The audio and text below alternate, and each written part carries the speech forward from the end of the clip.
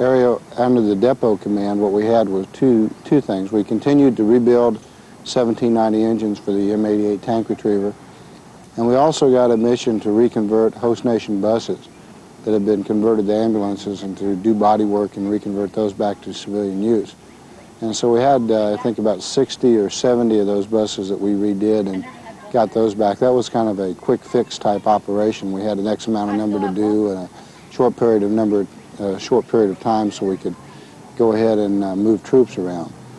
So we did that, and then we continued to do the retrograde, and we also got a mission that the 7th Corps vehicles that were going to go back to Germany needed to be painted back to forest green, one colored coat here and then with the camouflage put on in Germany. So we were tasked additionally with setting up a paint site at the port of Dammam, and we also got tasked with cleaning Iraqi equipment, captured equipment, to USDA standards to get it shipped back to the United States. So we had an additional about 300 pieces of Iraqi equipment to retrograde, as well as what we were working on in the Bradleys and the M1s.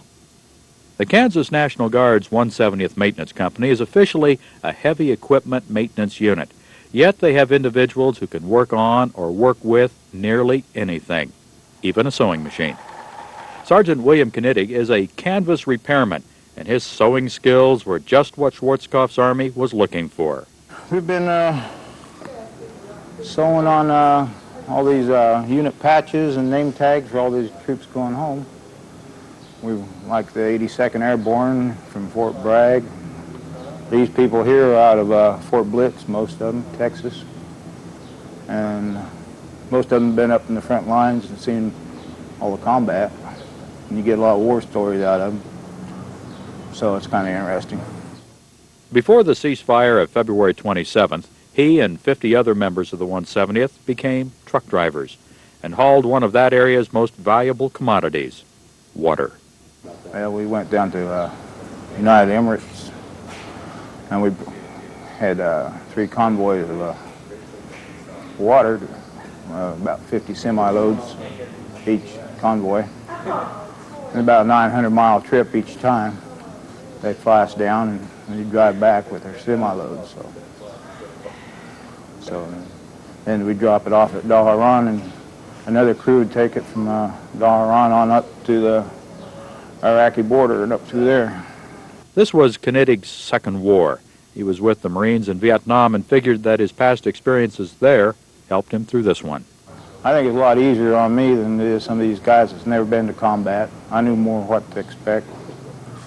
And I think they're probably more tense and stuff when they first come over. I don't know, I was kind of more relaxed. I wasn't as jumpy as they were, I don't think. After the fighting ceased, normalcy quickly returned to the nearby town of Al-Kabar. The Kansans were allowed to make frequent stops to eat, to shop, and to relax. But being halfway around the globe wasn't exactly like being in Kansas.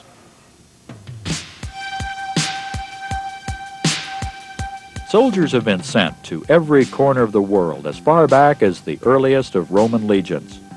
No matter how far they roam, there's always something to remind them of home. During this war, there were literally thousands of U.S. military vehicles in Saudi Arabia. They were painted either a desert sand or European green.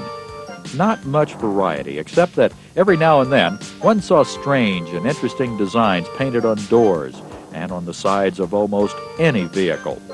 This included a character vaguely familiar to the Kansas National Guard's 170th Maintenance Company of Hayes, Colby, and Goodland.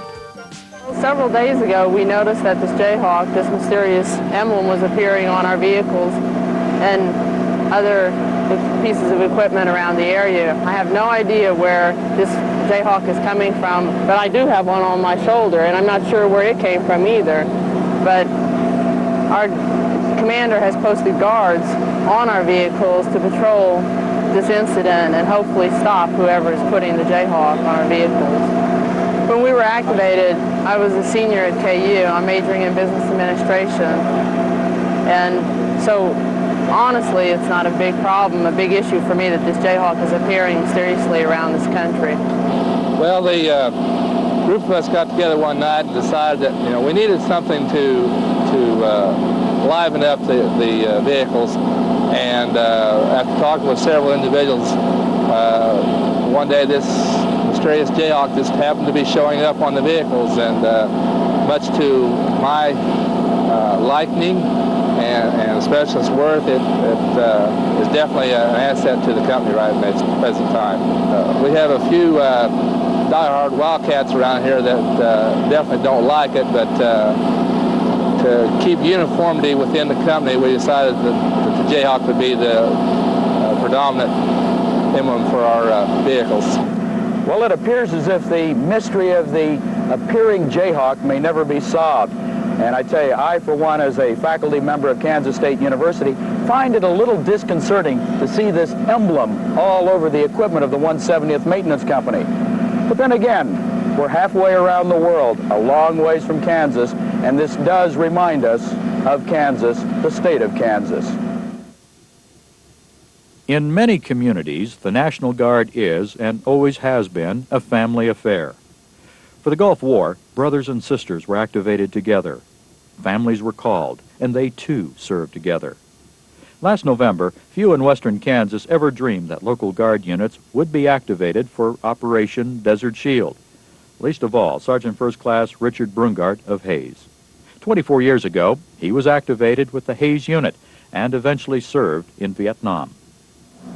I was pretty surprised. I didn't think it would happen to me again, and first thoughts was really about the family. What would I do, you know? How would they feel? In this case, the family included his son Lonnie, also a member of the same Hays Guard unit. Oh, it's been nice having a family member with me, you know, and we spend time together. We usually eat meals together when we can, and somebody to talk to from the family. Upon hearing about the activation, the younger Brungart really didn't know what to expect for the future. At first I was kind of scared because I didn't know exactly what was going to be going on, and I was kind of worried about the family and stuff leaving behind, you know, leaving my brothers and my mom and all that behind, and really didn't know what was looking forward, you know, what we're going to do. I knew we were going to a war, and, you know, didn't know what we were going to be living situations and all that kind of stuff, what we'd be doing. It was pretty frightening at first.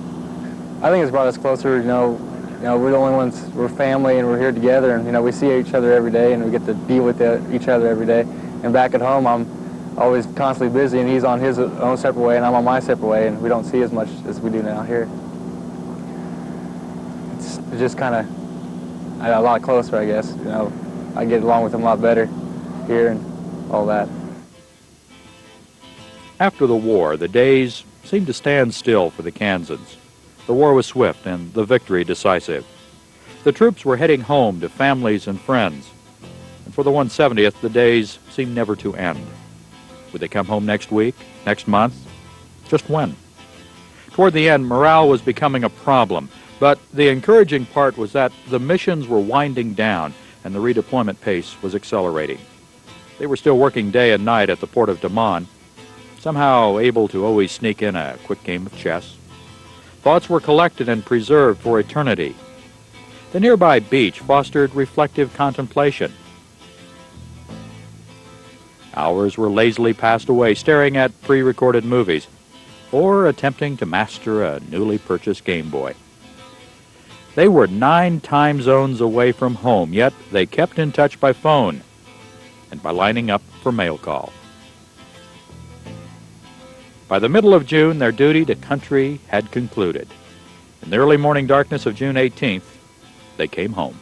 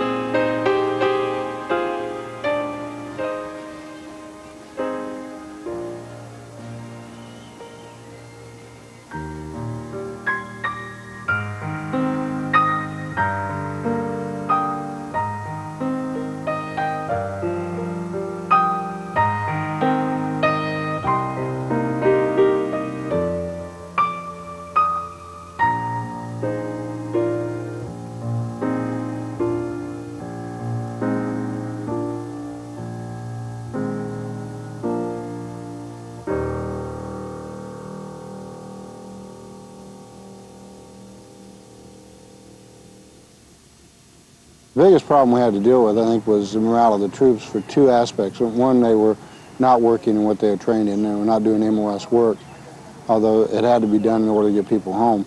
The second aspect was that we really couldn't give them that much time off, and we still had to work to 24 hours and 7 days a week. And it's an experience kind of like boot camp. When you get through it and you look back on it and say, God, you know, that was experience. I'm glad I went through it, but don't ask me necessarily to do it for a second time just for fun. Saudi Arabia was the same way. You know, we learned a lot of things and we did a lot of things. It's something that I'm glad that we went through. I think it will have a purifying effect.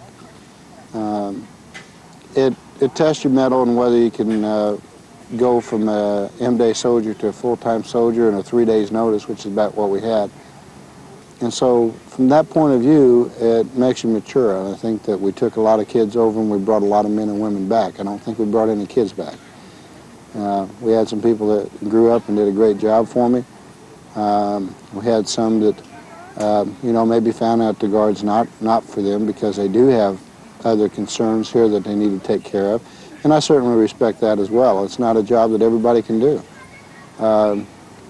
And that's what makes it special, what makes certainly the people returning worthy of all the homecomings and things they're getting. These are people that, these are young men and women that dropped out of school, they gave up semesters of school. We have people a little bit older that gave up businesses. Some of them lost their businesses during the deployment.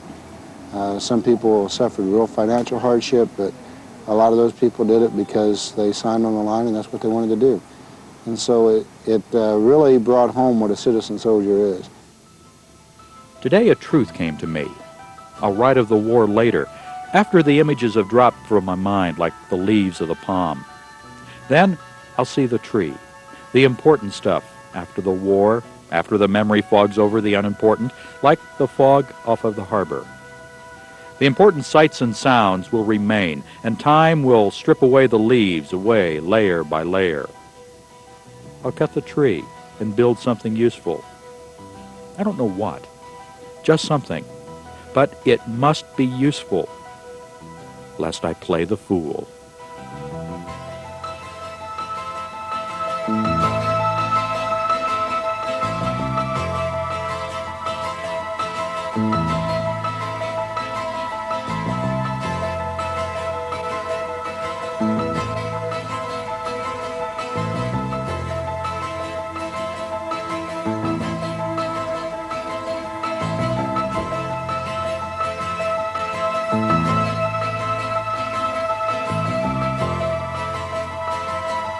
Mm-hmm.